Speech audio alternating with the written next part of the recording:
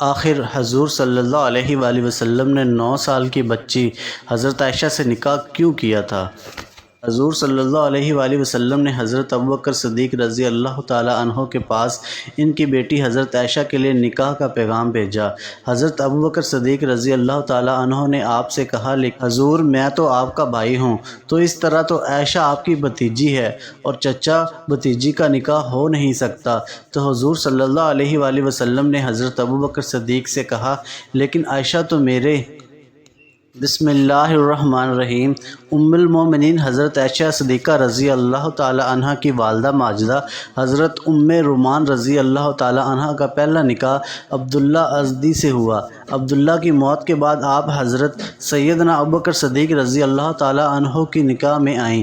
اللہ تعالیٰ نے اس کے بطن سے حضرت سیدنا ابوبکر صدیق رضی اللہ تعالی عنہ کو ایک بیٹا حضرت عبد الرحمن اور ایک بیٹی حضرت عائشہ نصیب فرمائی۔ ام المومنین حضرت عائشہ صدیقہ رضی اللہ تعالی عنہ خلیفۃ المسلمین حضرت سیدنا ابوبکر صدیق رضی اللہ تعالی عنہ کے مقدس اور مبارک خاندان میں پیدا ہوئیں۔ جب نبی کریم صلی اللہ علیہ وآلہ وسلم حضرت سیدنا صدیق اکبر رضی اللہ تعالی عنہ کے گھر میں بنی ہوئی مسجد میں تشریف لاتے اور قرآن پاک کی تلاوت فرماتے تو ام المومن حضرت عائشہ صدیقہ رضی اللہ تعالی عنہ ایسے وقت میں موجود رہتی اور فیض اٹھاتی۔ ہر چند کہ بچپن کا زمانہ ہی ہوتا ہے، لیکن اللہ رب العزت نے جن مقدس بندوں کو نوازنا اور بلند مقامات پر پہنچانا ہوتا ہے، وہ ابتدا ہی سے انہیں بے پناہ صلاحیتوں اور خوبیوں سے مالا مال فرما دیتا ہے۔ ایک واقعہ حضرت امام ولی الدین محمد بن عبداللہ الخطیب رحمۃ اللہ علیہ مشکات شریف میں نقل فرماتے ہیں کہ حضرت عائشہ صدیقہ رضی اللہ تعالی عنہا گڑیوں سے کھیل رہی تھی۔ ان گڑیوں میں ایک گھوڑا بھی تھا جس کے دائیں بائیں 2 پر لگے ہوئے تھے۔ نبی کریم صلی اللہ علیہ وآلہ وسلم کا وہاں سے گزر ہوا تو آپ صلی اللہ علیہ وآلہ وسلم نے گھوڑے کے بارے میں دریافت فرمایا کہ یہ کیا ہے؟ تو حضرت عائشہ صدیقہ رضی اللہ تعالی عنہ نے جواب دیا کہ یہ گھوڑا ہے۔ آپ صلی اللہ علیہ وآلہ وسلم نے فرمایا کہ گھوڑوں کے پر تو نہیں ہوتے؟ تو حضرت عائشہ صدیقہ رضی اللہ تعالی عنہ نے فوراً جواب دیا، کیوں نہیں ہوتے؟ حضرت سلیمان علیہ السلام کے گھوڑوں کے پر تو تھے۔ جب ام المومنین حضرت خدیجہ رضی اللہ تعالی عنہ دنیا سے رخصت ہو گئیں تو نبی کریم صلی اللہ علیہ وآلہ وسلم تھوڑے غمگین رہنے لگے۔ تو حضرت عثمان بن مظعون رضی اللہ تعالی عنہ کی بیوی حضرت خویلہ بن حکیم رضی اللہ تعالی عنہ نبی کریم صلی اللہ علیہ وآلہ وسلم کے پاس آئیں اور عرض کیا کہ یا رسول اللہ، آپ دوسرا نکاح فرما لیجئے۔ آپ صلی اللہ علیہ وآلہ وسلم نے فرمایا، کس سے کروں؟ حضرت خویلہ رضی اللہ تعالی عنہ نے عرض کیا، آپ چاہے تو ایک بیوہ عورت سے یا کنواری لڑکی سے نکاح کر لیں۔ آپ صلی اللہ علیہ وآلہ وسلم نے فرمایا، کون کنواری ہے اور کون بیوہ ہے؟ حضرت خویلہ رضی اللہ تعالی عنہ نے عرض کیا، بیوہ تو سودا بن زمان ہے اور کنواری تو اس شخص کی بیٹی ہے جو ساری کائنات میں آپ کو بہت عزیز ہیں، یعنی عائشہ بنت ابوبکر۔ نبی کریم صلی اللہ علیہ وآلہ وسلم نے فرمایا کہ بہتر ہے کہ تم عائشہ کے بارے میں بات چیت کرو۔ حضرت خویلہ رضی اللہ تعالی عنہ فرماتی ہیں کہ میں اس کے بعد سیدنا ام رومان رضی اللہ تعالی عنہ کے پاس گئی اور ان سے کہا کہ تمہارے لیے بہت عظیم خوشخبری ہے جس میں دنیا اور آخرت کی بھلائیاں چھپی ہوئی ہیں۔ انہوں نے کہا کہ وہ کون سی خوشخبری ہے؟ میں نے کہا، نبی کریم صلی اللہ علیہ وآلہ وسلم نے حضرت عائشہ سے نکاح کا ذکر فرما رہے تھے۔ انہوں نے جواب دینے کی بجائے کہا کہ حضرت ابوبکر صدیق رضی اللہ تعالی عنہ تشریف لانے ہی والے ہیں۔ حضرت خویلہ رضی اللہ تعالی عنہ فرماتی ہیں کہ کچھ ہی دیر بعد حضرت ابوبکر صدیق رضی اللہ تعالی عنہ تشریف لائے تو میں نے اس سے اس بات کا ذکر کیا تو انہوں نے فرمایا، کیا یہ ان کے لیے صحیح ہے؟ عائشہ تو ان کی بھتیجی ہے۔ حضرت خویلہ رضی اللہ تعالی عنہ نے واپس آ کر نبی کریم صلی اللہ علیہ وآلہ وسلم سے اس بارے میں پوچھا تو آپ صلی اللہ علیہ وآلہ وسلم نے فرمایا کہ ابو بکر میرے اسلامی بھائی ہیں اور اسلامی بھائیوں کے ہاں نکاح کرنا جائز ہے۔ جب یہ بات حضرت سیدنا ابو بکر صدیق رضی اللہ تعالیٰ عنہ کو معلوم ہوئی تو انہوں نے اس مبارک ترین رشتے کو فوراً قبول کر لیا، لیکن حالانکہ اس سے پہلے حضرت عائشہ رضی اللہ تعالیٰ عنہ کی نسبت زبیر بن مطعم کے بیٹے سے طے ہو چکا تھی، وعدہ خلافی نہ ہو جائے اس لیے ان لوگوں سے بھی پوچھنا ضروری تھا۔ حضرت حویلہ رضی اللہ تعالیٰ عنہ فرماتی ہیں کہ حضرت ابوبکر صدیق رضی اللہ تعالیٰ عنہ زبیر بن مطعم کے گھر میں تشریف لے گئے اور فرمایا کہ آپ لوگوں نے ہماری بچی کا رشتہ مانگا تھا، اب تم اس بارے میں کیا کہتے ہو؟ زبیر بن مطعم کے گھر والے اب تک مسلمان نہ ہوئے تھے۔ مطعم نے اپنی بیوی سے کہا، اس بارے میں پوچھا تو اس نے کہا کہ اگر یہ لڑکی عائشہ صدیقہ رضی اللہ تعالیٰ عنہ ہمارے گھر آ گئی تو ہمارا لڑکا بھی اپنے باپ دادا کے دین سے پھر جائے گا، اس لیے ہمیں کسی صورت یہ بات منظور نہیں۔ حضرت سیدنا ابوبکر صدیق رضی اللہ تعالیٰ عنہ ان دونوں کی رائے جان لینے کے بعد وہاں سے تشریف لے گئے۔ اب انہیں بعد میں کوئی خطرہ نہ تھا، ان کی خوشی اور مسرت کی کوئی انتہا نہ تھی۔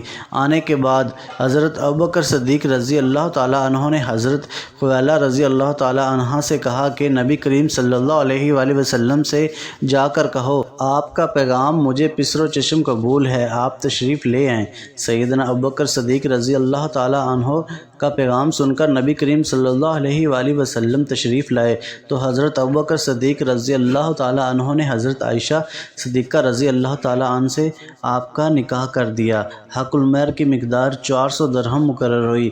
ام المومنین حضرت عائشہ صدیقہ رضی اللہ تعالیٰ عنہ جب نکاح کے بعد مکہ مکرمہ سے ہجرت فرما کر مدینہ منورہ تشریف لائیں تو اس وقت آپ نے اپنے رشتہ داروں کے ساتھ بنو حارث ابن خرج کے محل میں قیام فرمایا۔ یہاں آپ اپنی والدہ کے ساتھ 7 یا 8 مہینے تک مقیم رہیں۔ اس وقت مدینہ منورہ کی آب و ہوا بڑی سخت تھی، جس کی وجہ سے مدینہ منورہ ہجرت کر کے آنے والے اکثر حضرات بیمار ہونے لگے۔ خود حضرت ابوبکر صدیق رضی اللہ تعالیٰ عنہ اور ان کی صاحبزادی حضرت عائشہ صدیقہ رضی اللہ تعالیٰ عنہ بھی بیمار ہو گئیں۔ حضرت عائشہ صدیقہ رضی اللہ تعالیٰ عنہ جب صحت یاب ہوئی تو ابوبکر صدیق رضی اللہ تعالیٰ عنہ نے نبی کریم صلی اللہ علیہ وآلہ وسلم کی بارگاہ میں حاضر ہوئے اور درخواست کی کہ یا رسول اللہ آپ اپنی بیوی کو اپنے گھر بلوا لیجئے۔ حضرت محمد صلی اللہ علیہ وآلہ وسلم نے ارشاد فرمایا، اس وقت میرے پاس مہر ادا کرنے کے لیے رقم نہیں ہے۔ حضرت ابوبکر صدیق رضی اللہ تعالیٰ عنہ نے عرض کیا کہ یا رسول اللہ میری دولت قبول فرما لیجئے۔ چنانچہ نبی کریم صلی اللہ علیہ وآلہ وسلم نے حضرت ابوبکر صدیق رضی اللہ تعالی عنہ سے رقم قرض لے کر حضرت عائشہ صدیقہ کو بھجوا دی۔ چند عورتیں دلہن کو لینے کے لیے حضرت ابوبکر صدیق رضی اللہ تعالی عنہ کے گھر آئیں۔ حضرت ام رومان رضی اللہ تعالی عنہ نے حضرت عائشہ صدیقہ رضی اللہ تعالی عنہ کو آواز دی۔ اس وقت وہ اپنی سہیلیوں کے ساتھ جھولا جھولنے میں مصروف تھی۔ حضرت عائشہ صدیقہ رضی اللہ تعالی عنہ کی والدہ حضرت ام رومان رضی اللہ تعالی عنہ نے ان کا منہ دھلایا، بال سنوارے اور پھر ان کو اس جگہ لے آئیں جہاں انصار کی خواتین بیٹھی تھیں۔ حضرت عائشہ صدیقہ رضی اللہ تعالی عنہ دلہن بنی ہوئی وہاں پہنچی تو مہمانوں نے کہا، تمہارا آنا خیر و برکت اور نیک بال ہے۔ یہ صدا لگا کر دلہن کا شاندار طریقے سے بڑھ چڑھ کر استقبال کیا گیا۔ تھوڑی دیر بعد نبی کریم صلی اللہ علیہ وآلہ وسلم بھی تشریف فرما ہوئے۔